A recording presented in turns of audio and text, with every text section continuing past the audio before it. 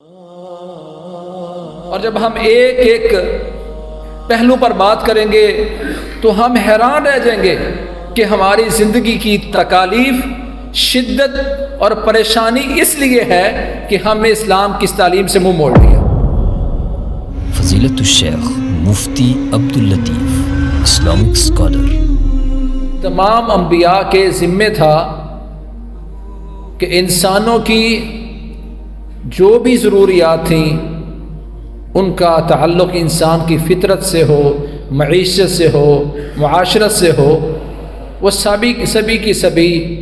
ضرورتیں امت کو بتائی ہیں، اور اس زندگی میں آنے والے وہ امور جو اس کی زندگی میں مشکلات پیدا کر سکتے تھے ان کو بھی واضح طور پر بیان کیا ہے۔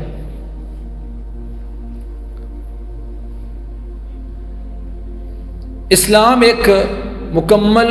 ضابطۂ حیات ہے اور ایسا آفاقی اور عالمگیر مذہب ہے جس نے دنیا میں بسنے والے سبھی انسانوں کو اچھی زندگی بسر کرنے کا طریقہ بتایا ہے۔ میں یہ چاہتا ہوں کہ ہم انسان کی پیدائش سے لے کر مرنے تک اور پھر قیامت کے دن تک انسان کے لیے جو حالات کتاب و سنت نے بیان کیے ہیں اس پر ہم ایک ایک پہلو پر بات شروع کریں اور سلسلہ وار شروع کریں۔ اللہ توفیق دے اور مہلت دے تو اس سارے سیریل کو پورا کریں، اس سے پہلے آنکھیں بند ہو جائیں تو جو بات امت تک پہنچ جائے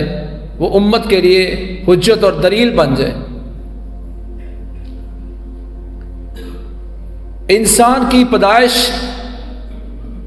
ایک مذکر و مؤنث سے ہے، اور قرآن مجید میں اللہ تعالیٰ نے اس کا ذکر کیا ہے، یا ایھا الناس انا خلقناکم من ذکر او انثی۔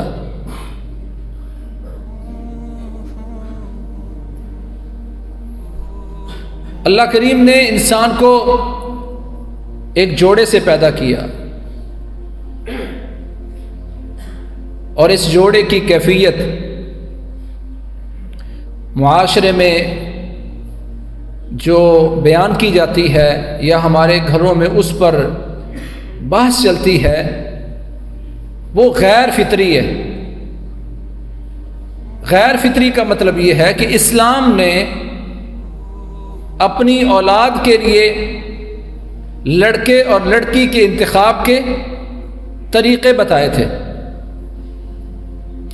اسلام نے مسلمانوں کی نسل کی تیاری کے لیے لڑکی کے لیے جس طرح کے لڑکے کا انتخاب ہونا چاہیے اس لڑکے کے خد و خال، اس کی صفات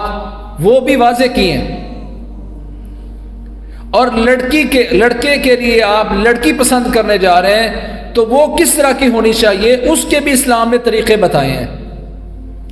اور جب ہم ایک ایک پہلو پر بات کریں گے تو ہم حیران رہ جائیں گے کہ ہماری زندگی کی تکالیف، شدت اور پریشانی اس لیے ہے کہ ہم نے اسلام کی تعلیم سے منہ موڑ لیا۔ ابو الاسود الدؤلی بہت بڑے عالم گزرے ہیں،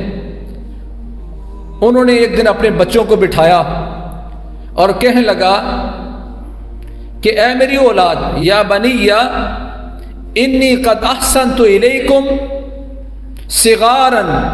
واحسنت الیکم کبارا واحسنت الیکم قبل ان تولدوا۔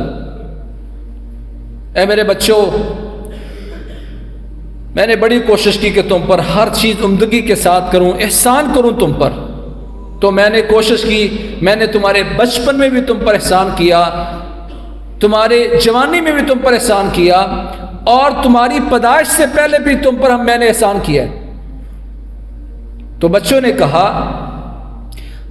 یہ تو سمجھ آتی کہ ہمارے بچپن نے آپ نے ہم پر احسان کیا، جوانی میں آپ نے ہم پر احسان کیا، پر یہ بات سمجھ نہیں آئی کیف احسنت الینا قبل ان نولد، ہماری پیدائش سے پہلے آپ نے ہم پر کیا احسان کیا ہے، اس بات کی سمجھ نہیں آئی۔ یہ تو ہم سبھی کہتے ہیں جو کچھ میرا ہے میری اولاد کے لیے، میں جو کچھ کماتا ہوں تمہارے لیے ہوں، میں جو کرتا ہوں تمہارے لیے، یہ تو سبھی کہتے ہیں۔ پر ہمارے اسلاف نے جس بات پر ہمیشہ توجہ کی وہ توجہ کیا تھی؟ کہا تمہاری پیدائش سے پہلے میں نے تم پر احسان کیا۔ کیسے کیا آپ نے ہم پر ہماری پیدائش سے پہلے احسان؟ تو فرمایا خیرت لکم من لا تسبون بہا، میں نے تمہارے لیے اس عورت کا انتخاب کیا، تمہاری ماں کا انتخاب ایک ایسی عورت کی حیثیت سے کیا کہ لوگ کبھی تمہیں گالی نہ دے سکیں،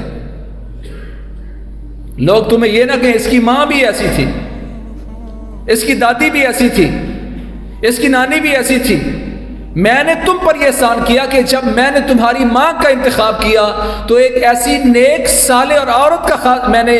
انتخاب کیا جس کی وجہ سے کبھی تمہیں لوگ گالی نہیں دیں گے۔ خیر کی بات آگے شیئر کیجیے اور اپنے لیے صدقہ جاریہ بنائیے۔